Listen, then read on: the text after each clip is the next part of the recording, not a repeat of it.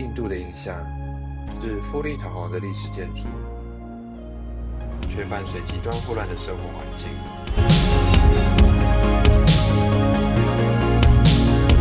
但正因为这样强烈的反差，让我决定亲自来一趟。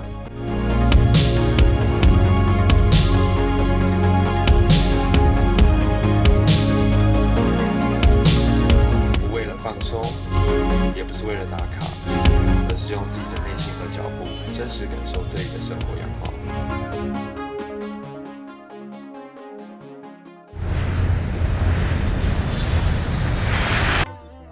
在过去，我从没体会过睡机场，更不懂印度标准时间的含义。直到飞往德里的航班延误，我才开始明白，仿佛印度在以它的节奏迎接我。我临时取消了订好的旅馆，决定直接留宿机场，节省开销。最后，我找到一处介于花圃和落地窗之间的狭小空间，当做我第一晚的卧铺。戴上眼罩和耳塞后，我在这个稍微严苛的环境，安安稳稳地度过了在印度的第一个晚上。现在时间早上5:25，总算是搭上了往德里的地铁。虽然站内有些闷热，但却比我想象中干净许多。而除了地铁站，这是印度首都德里给我的第一印象。天才刚亮，路上已车水马龙，门庭若市，灰蒙蒙的空气，无秩序的交通，满地的垃圾，喇叭声，人群熙攘，混着废气和尿骚味的空气冲击着我的五感。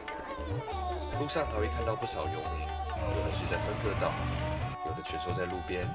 城市的基础建设似乎还需要一些时间，但这样的混乱也让我第一次真正感受到印度人的日常，没有任何掩饰和粉饰。生活就这么直接地摊在眼前，我并不排斥，甚至觉得很棒。这个国家用最坦率的方式，把我的眼界打开了。阶梯井是我在德里的第一个行程，一座隐藏在城市中的古井。它让我突然平静了下来，没有了印度的嘈杂，而是一座短暂脱离喧嚣的避风港，既阴凉又安静。这样的反差让我来到这里的第一个反应是：哇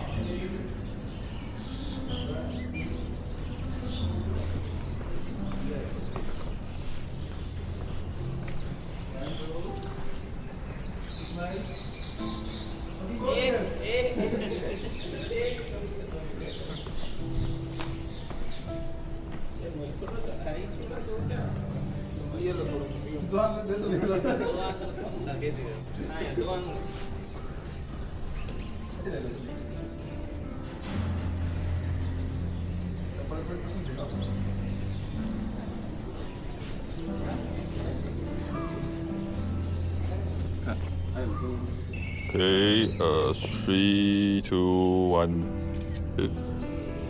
3, 2, 1. 3, 2, 1. Okay. 当地人在阶梯上乘凉聊天，而来自千里之外的我也坐了下来，但我什么也不做，只是静静地感受这一切。阳光、石阶和大自然中宁静与时间的重量。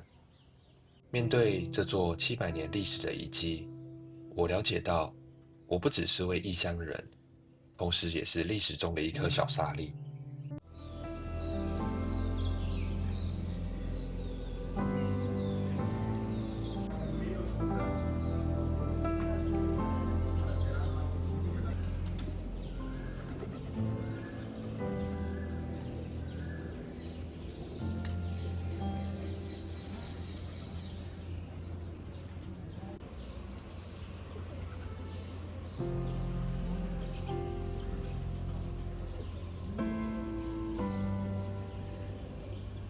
现在我来到了德里的中心康诺特广场，这里是集购物、美食、文化和休闲的集散地，更是德里最国际化的区域之一。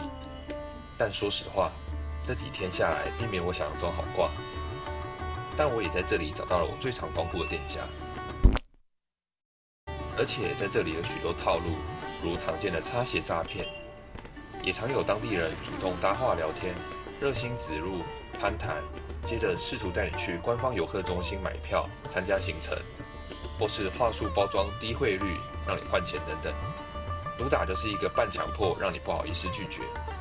这让我有点为难，一方面他们不断纠缠，让人烦躁，但另一方面他们的态度其实并不恶劣，我反而有种这就是他们生存方式的感觉。我的第一顿印度料理选择了在康诺特广场一家评价颇高的餐厅，干净程度不错，是当地比较高价位的选择。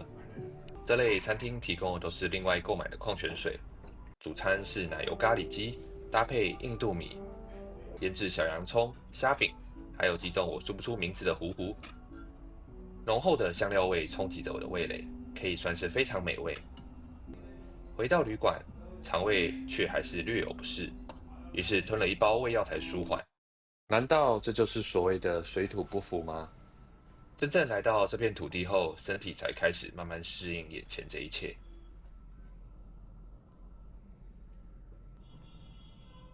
在饭店补完眠，我决定出门探索一下附近的街区，顺便在杂货店购买几瓶干净又卫生的矿泉水，作为日常饮水和刷牙使用。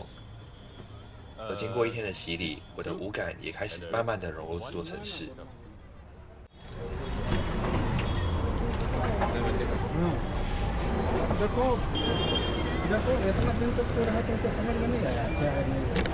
Mine? Okay, thank you.